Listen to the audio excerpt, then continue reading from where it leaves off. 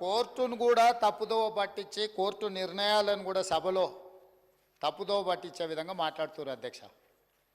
ఇట్లా మాట్లాడితే ప్రాసిక్యూట్ చేయాల్సి వస్తుంది. వాళ్ళు వెళ్ళిందే జడ్జిని మార్చమని వెళ్ళలే, కమిషన్ను రద్దు చేయండి, మేము సత్యహరిచంద్రులము, కమిషన్ని రద్దు చేయండి అని వాళ్ళు వెళ్ళిండ్రు. రద్దు చేయమని కారణము చైర్మన్ను చూపించిండ్రు. దాంతో హైకోర్టు ఏమన్నదంటే కమిషన్ రద్దు చేయము, చైర్మన్ మార్చేది లేదు, మీరు విచారణ ఎదుర్కోవాల్సిందే అని చెప్పింది.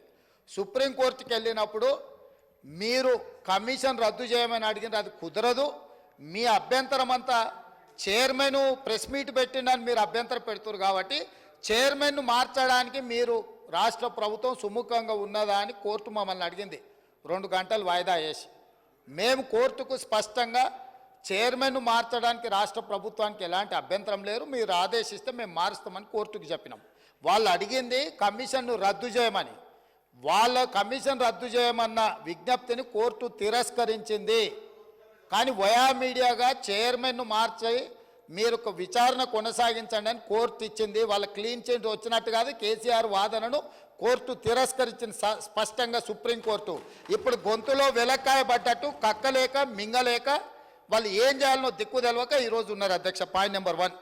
పాయింట్ నెంబర్ 2, వారు మేము BHELకి ఇచ్చినాం, మేము అద్భుతాలు చేసినాం, దానివల్ల రాష్ట్రానికి ఎంతో ప్రయోజనం జరిగింది, లేకపోతే కేంద్ర ప్రభుత్వం 50% ఉత్పత్తి చేయమని అన్నది కాబట్టి సూపర్ క్రిటికల్కు సబ్ క్రిటికల్కు పెద్ద తేడా లేదని వారు ఉపన్యాసాలు చెప్తున్నారు అధ్యక్ష. నేను మీ దృష్టికి తీసుకురావాల్సింది ఒకటే అధ్యక్ష, భద్రాద్రి పవర్ ప్లాంటు 2015లో వీళ్ళు ఒప్పందం చేశారు అధ్యక్ష.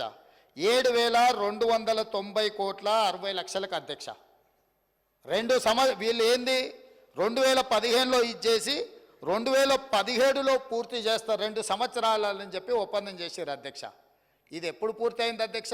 ఎందుకు చెప్పారు? ఇది అత్యవసరం ఉంది కాబట్టి సబ్ క్రిటికల్ టెక్నాలజీతో ముందుకు పోతాం, రెడీగా ఎక్విప్మెంట్ ఉన్నది, మేము అందుకోసం సబ్ క్రిటికల్ టెక్నాలజీకి వెళ్తున్నామని చెప్పి సభలో చెప్పడమే కాకుండా కేంద్ర ప్రభుత్వానికి చెప్పి కాంట్రాక్ట్ ఇచ్చేసారు, ఇండియా బుల్స్కు బెయిల్అవుట్ చేశారు. ఎప్పుడు పూర్తయింది అధ్యక్ష? 2022లో పూర్తయింది అధ్యక్ష. 2 ఏళ్లలో పూర్తి చేస్తామన్నది 7 సంవత్సరాలు పట్టింది. 7,290 కోట్లతో పూర్తి చేస్తామన్న ప్రాజెక్టు 10,515 కోట్ల రూపాయలు అయింది అధ్యక్ష. 3,225 కోట్ల రూపాయలు వాళ్ళు ఒప్పందాలు చేసిన దాని మీద పెరిగింది అధ్యక్ష.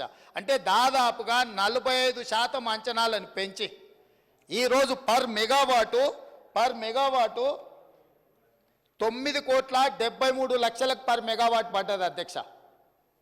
1,000 కోట్ల రూపాయలు ఇయ్యాల మింగి విద్యుత్ సంస్థల మీద భారం మోపి 81,000 కోట్ల రూపాయలకు అప్పుకు కారణమైంది అధ్యక్ష. Point number 1. Point number 2, Nalgonda జిల్లాలో పెట్టొద్దా? నల్గొండ ప్రజలను ఏదో నేను మభ్య పెడుతున్నా, లోకల్ సెంటిమెంటును రెచ్చగొడుతున్నా అని వారు అనుకుంటున్నట్టు. వారి విశ్వసనీయత జిల్లాలో మన పార్లమెంట్ ఎలక్షన్ల అసెంబ్లీ ఎలక్షన్లలో స్పష్టంగా చెప్పిండ్రు. అదేవిధంగా అధ్యక్ష YTPS Yadadri thermal power project కూడా వీళ్ళు BHELతోని ఒప్పందం చేసినప్పుడు 25,099 కోట్ల రూపాయలకు అంచనాలకు ఒప్పందం చేసిండ్రు అధ్యక్ష. ఎప్పుడు చేసిండ్రు వీళ్ళు ఒప్పందము? 1/6/2015 అధ్యక్ష. ఇది 2021 లోపల కంప్లీట్ చేస్తామని ఒప్పందం చేసిండ్రు అధ్యక్ష. ఇవాళ ఎంత అధ్యక్ష? 2024. ఇప్పుడు కూడా పూర్తి కాలేదు, ఇంకా 2 ఏళ్ళు మినిమం పడుతుంది అధ్యక్ష.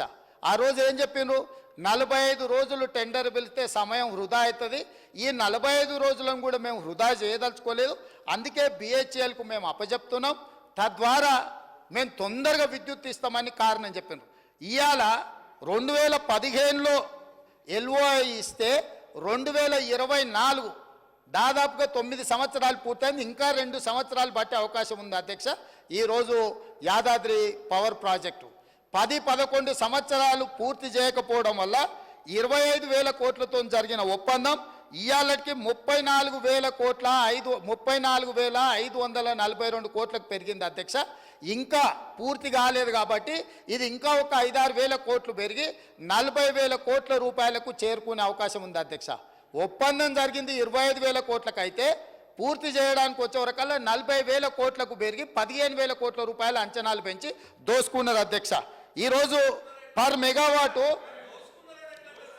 అధ్యక్ష యాదాద్రి పర్ మెగావాటు ఈ రోజుకైనా ఖర్చు 8,64,00,000 అయింది, పూర్తి కాలేదు అధ్యక్ష.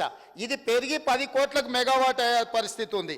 భద్రాద్రి 9,73,00,000 రూపాయలు పర్ మెగావాట్ అయింది అధ్యక్ష. సేమ్ సమయంలో ఎన్టీపీసీ ఇప్పటి దగ్గర వారు ఉపన్యాసాలు ఇచ్చారు కదా అధ్యక్ష.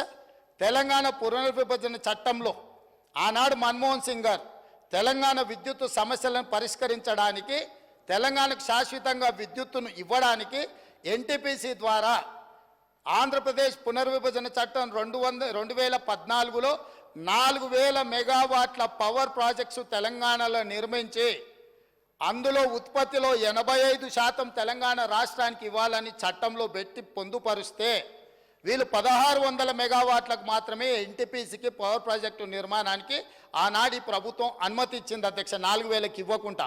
దాంతో 1,600 మెగావాట్ల పవర్ ప్రాజెక్టు 2016లో వాళ్ళు మొదలుపెట్టి 2024 ఫిబ్రవరిలో పూర్తి చేశారు.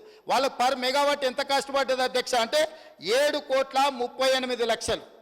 సేమ్ వీళ్ళ తర్వాత సంవత్సరం తర్వాత మొదలుపెట్టిన ఎన్టీపీసీకి పర్ మెగావాట్ విద్యుత్ ఉత్పత్తికి 7,38,00,000 అయితే వీళ్ళు ఉత్పత్తి చేసిన భద్రాద్రి 9,73,00,000 అయింది అధ్యక్ష పర్ మెగావాట్. యాదాద్రి ఇప్పటి వరకు 8,64,00,000 పర్ మెగావాట్ ఖర్చు పెట్టిన అధ్యక్ష, పూర్తి అయ్యే వరకు 10 కోట్ల రూపాయలు అవుతుంది. ఇప్పుడు తమరి ద్వారా నేను అడుగుతున్న అధ్యక్ష, ఎన్టీపీసీకి పర్ మెగావాట్ సూపర్ క్రిటికల్, ఇది సబ్ క్రిటికల్ కాదు, ఇది అడ్వాన్స్డ్ టెక్నాలజీ 7,38,00,000కు పర్ మెగావాట్ ఉత్పత్తి అయితే సబ్ క్రిటికల్ టెక్నాలజీ 9,73,00,000 రూపాయలు ఎట్లయితుంది అధ్యక్ష? ఎక్కడికి పోయింది అధ్యక్ష ఈ సొమ్ము? పర్ మెగావాట్ 2 కోట్ల పైగా అంటే 1,080 మెగావాట్ల విద్యుత్ అంటే 2.5 కోట్లు పర్ మెగావాట్కు అంచనాలు పెరిగినాయంటే దాదాపుగా 2,500 కోట్ల రూపాయలు భద్రాద్రి పవర్ ప్రాజెక్టులో మింగిందెవరో లెక్క తేలడం కోసమే ఈరోజు విద్యుత్తు మీద కమిషన్ వేసినాం అధ్యక్ష.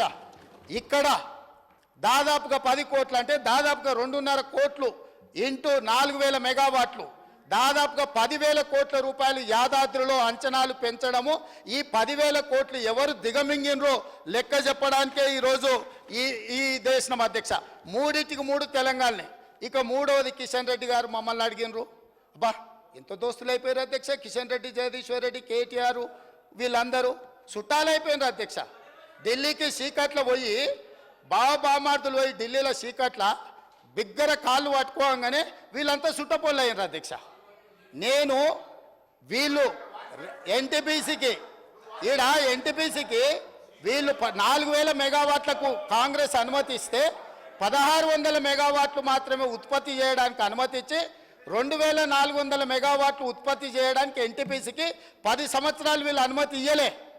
వాళ్ళు అక్కడ ఉత్పత్తి చేస్తే వీళ్ళు కాంట్రాక్టర్లకు ఇచ్చుకోవడానికి బిహెచ్ఎల్ పేరు మీద G2G ఇచ్చి వాళ్ళ సొంత కాంట్రాక్టర్లకు బినామీలకు ఇచ్చి దోసుకోవడానికి అవకాశం ఉండదని ఎన్టీపీసీని నియంత్రించి ఇవ్వకపోతే మా ఉప ముఖ్యమంత్రి గారు బాధ్యత తీసుకున్న తర్వాత ఎన్టీపీసీని పిలిపించి 2,400 మెగావాట్ల విద్యుత్ ప్రాజెక్టులను ప్రారంభించండి, మీకు భూమి కేటాయించడం, మీకు నీళ్లు కేటాయించడం, మీకు సింగరేణి నుంచి బొగ్గు కూడా మేము ఇస్తామని చెప్పి అగ్రిమెంట్ చేసి దాన్ని ముందుకు తీసుకెళ్ళింది ఉప ముఖ్యమంత్రి గారు అధ్యక్ష. వాళ్ళు కాదు, ఎన్టీపీసీని కూడా దోకా చేసి తెలంగాణ నిండా ముంచి కమిషన్ల కక్కుర్తిపడి ముంచుతుంటే ఎన్టీపీసీకి అనుమతి ఇచ్చింది కాంగ్రెస్ పార్టీ. రికార్డులున్నాయి, మీరు రికార్డులు తీసి సభలో పెడతాం అధ్యక్ష. ఇవాళ పవర్ పర్చేజ్ వాళ్ళు ఫస్ట్ ప్రిఫరెన్స్ ఎన్టీపీసీ ఏది ఉత్పత్తి చేసినా ఇక్కడ ఉండే స్టేట్కు 85% ఇవ్వాలి. ఆ 85% మీరు ఒప్పందం చేసుకుంటారని మా దగ్గరికి వాళ్ళు వచ్చారు, తెలంగాణ రాష్ట్ర ప్రభుత్వం దగ్గరికి, విద్యుత్ శాఖ దగ్గరికి. మేము అంచనాలు వేసినాం. ఇవాళ మార్కెట్లో ₹5.30 మాకు విద్యుత్తు ఒప్పందాలు జరుగుతున్నాయి, విద్యుత్తు దొరుకుతుంది అధ్యక్ష. వాళ్ళు ఈరోజు పని ప్రారంభిస్తే ఒక 4 నుంచి 5 సంవత్సరాలు పడతాయి అధ్యక్ష వాళ్ళ ప్రాజెక్టు పూర్తి కావడానికి. ఆ రోజుకు ఈ ప్రొడక్షన్ కాస్ట్ మొత్తం లెక్కేస్తే 8 నుంచి 9 రూపాయలు పర్ యూనిట్ ఈరోజు ఒప్పందం చేస్తే పడుతుంది. ఈరోజు అంత అత్యధికంగా ధర పెట్టి విద్యుత్ ఒప్పందం చేస్తే సంస్థకు లాభం జరుగుతుందా నష్టం జరుగుతుందా మేము అంచనాలు వేసుకొని మీ దగ్గరకు వస్తాము. ఒకవేళ ఎన్టీపీసీతో మనం ఒప్పందం చేసుకోకపోతే ఎన్టీపీసీ బాహ్య ప్రపంచంలో ఎవరికైనా ఉత్పత్తి చేసింది అమ్ముకోవచ్చు అధ్యక్ష. ఆ రోజు తెలంగాణ విద్యుత్ సంస్థలు కూడా వాళ్ళతోని ఆ రోజున్న మార్కెట్ రేట్ ప్రకారం మనం కొనుగోలు చేయొచ్చు అధ్యక్ష. ఈరోజు మనము ఎన్టీపీసీతో ఒప్పందం చేస్తే 85% ఖచ్చితంగా మనం కొనుగోలు చేయాల్సిందే. ఆ రోజు capital investment and production cost రెండు కలిపితే ఏ ధర పడుతుందో ప్లస్ ప్రాఫిట్. విద్యుత్తు కొనుగోలు ఏ విధంగా డిసైడ్ అవుతుంది అధ్యక్ష? ప్రాజెక్టును పూర్తి చేయడానికి పెట్టే క్యాపిటల్ ఇన్వెస్ట్మెంట్ ప్లస్ ఏదైతే మనము బొగ్గు వాడతామో రా మెటీరియల్ వాడతామో ఆ కాస్ట్ ప్లస్ ఆ కాస్ట్ యొక్క ఆ ప్రాజెక్టు యొక్క ప్రాఫిట్ ఈ మూడు కలిపితే మూడింటిని కలిపి అంచనా చేసి విద్యుత్తు పర్ యూనిట్ ధర ఫిక్స్ అవుతుంది అధ్యక్ష. ఇప్పుడున్న అంచనాల ప్రకారం మా అధికారులతో నిపుణులతో మాట్లాడితే ఇప్పుడు ఎన్టీపీసీ కట్టబోయే 2400 మెగావాట్లతో ఈ రోజే మనం ఒప్పందం చేసుకుంటే ఉత్పత్తి సమయానికి మనం 9 రూపాయలు పర్ యూనిట్ చెల్లించాల్సి వస్తుంది. ఇది లాభమా నష్టమా అంచనా వేసుకొని వాళ్ళతో ఒప్పందాలు చేసుకున్నాం అధ్యక్ష. దాంతో వాళ్ళ పనులు ఆగలేదు అధ్యక్ష. ఎన్టీపీసీ ఎక్కడైనా పవర్ ప్రాజెక్టుకు రాష్ట్ర ప్రభుత్వం అనుమతిస్తే వాళ్ళు నిర్మాణం చేసుకొని పూర్తయ్యే లోపల ఎప్పుడైనా మనం అగ్రిమెంట్ చేసుకోవచ్చు. మనం చేయకపోతే వాళ్ళు బయట ఎక్కడైనా అమ్ముకోవచ్చు. ఎందుకింత దుఃఖం వస్తుంది అధ్యక్ష? కిషన్ రెడ్డి గారు చెప్పిండంట, కిషన్ రెడ్డి గారు దుఃఖంలో వీరు భాగస్వాములు అయినంట, ఈయన ఓదార్చిండంట, ఆయన ఓదార్చిండంట. ఇదా అధ్యక్ష వీళ్ళు మాట్లాడేది? వాళ్ళ బీఆర్ఎస్ బీజేపీ చీకటి ఒప్పందం మీకు అర్థమైపోయింది కదా అధ్యక్ష. ఇది కాకుండా వారు ఒక మాట చెప్పిండ్రు అధ్యక్ష. ఏమని? కేంద్ర ప్రభుత్వము 50% ఉత్పత్తి చేయాలి, అంతకంటే ఎక్కువ చేయొద్దు అని ఆదేశాలు ఇచ్చింది. 50% ఉత్పత్తి చేస్తే సబ్ క్రిటికల్ టెక్నాలజీ కంటే కూడా ఎక్కువ బూడిద వస్తుంది, ఎక్కువ నష్టం వస్తుందని ఎప్పుడు చెప్పింది అధ్యక్ష కేంద్ర ప్రభుత్వం ఈ మాట? 2023-24 సంవత్సరంలో చెప్పింది. దేనికోసం చెప్పింది అధ్యక్ష?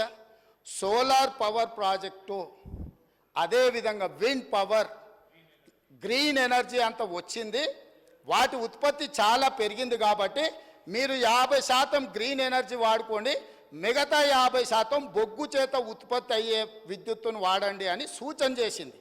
It is not mandate. ఇదేమి మన మీద బలవంతంగా కేంద్ర ప్రభుత్వం రుద్దుతలేదు. కానీ వీళ్ళు సబ్ క్రిటికల్ టెక్నాలజీ ఎప్పుడు తీసుకున్నారు అధ్యక్ష? 2015లో ఇండియా బుల్స్ అనే గుజరాత్ కంపెనీతోని. వీళ్ళు ఎంత దివ్యజ్ఞానులు, కాలజ్ఞానులు. బ్రహ్మం గారు తెలుసు కదా అధ్యక్ష, కాలజ్ఞానం చెప్పిండు. వాళ్ళ ముతాతలు ఉన్నారు అధ్యక్ష. 2015లోనే కేంద్ర ప్రభుత్వం నరేంద్ర మోడీ 2023-24 నాడు 50% ఉత్పత్తి చేయండి అని చెప్తారని ఊహించి ఆ రోజు సబ్ క్రిటికల్ టెక్నాలజీ కొన్నామని మాజీ మంత్రి గారి సభను తప్పుదో పట్టిస్తుంది అధ్యక్ష. వీళ్ళు సబ్ క్రిటికల్ టెక్నాలజీ కొని ఇండియా బుల్స్ దగ్గర కమిషన్ కొట్టింది 2015లో. 50% ఉత్పత్తి బొగ్గుతోని వాడుండి అని చెప్పింది 2023-24లో అధ్యక్ష. అది కూడా సూచన మాత్రమే, ఇదేమి ఒత్తిడి లేదు, ఇదేమి నిబంధన లేదు. ఎందుకు చెప్పిండ్రు? కాలుష్యాన్ని తగ్గించడం కోసము. ఈరోజు సోలార్ ఇతర గ్రీన్ ఎనర్జీ వచ్చింది, అది వాడండి అని సూచన చెప్పారు. దాన్ని కూడా 2015 నాడు చేసిన తప్పులను కప్పిపుచ్చుకోవడానికి 2023-24 నాటి నరేంద్ర మోడీ గారి ప్రభుత్వం చేసిన సూచనను సభలో ప్రస్తావించి సభను తప్పుదోవ పట్టించి ఈరోజు తెలంగాణ ప్రజల్ని మభ్యపెట్టాలనే ప్రయత్నం చేస్తుండు.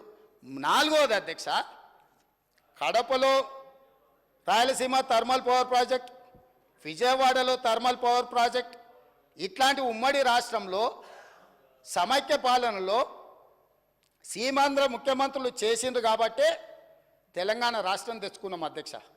ఆనాడు రాజశేఖర రెడ్డి గారు, చంద్రబాబు నాయుడు గారు ఇట్లాంటి నిర్ణయాలు చేసిండ్రు కాబట్టే తెలంగాణ వచ్చింది. ఆనాడు ఆ చంద్రబాబు నాయుడు గారితోని మంత్రిగా అంటగాగి 16 జీవోనే వద్దు, అసలు మేధా సంపత్తి ఎక్కడున్నా వాడుకోవాలి అని చెప్పి మాట్లాడింది వాళ్ళ నాయకుడు కాదా? చంద్రబాబు నాయుడు పక్కలే చేరి చంద్రబాబు నాయుడుతో ఇవన్నీ చేయించింది వాళ్ళు కాదా? రాజశేఖర రెడ్డి గారి ప్రభుత్వంలో ఇప్పుడు లేచి ఎగురుతున్న ఆయన వార్డు మెంబర్ కాకపోయినా ఆ రాజశేఖర రెడ్డి గారే కదా మంత్రి చేసింది నిన్ను.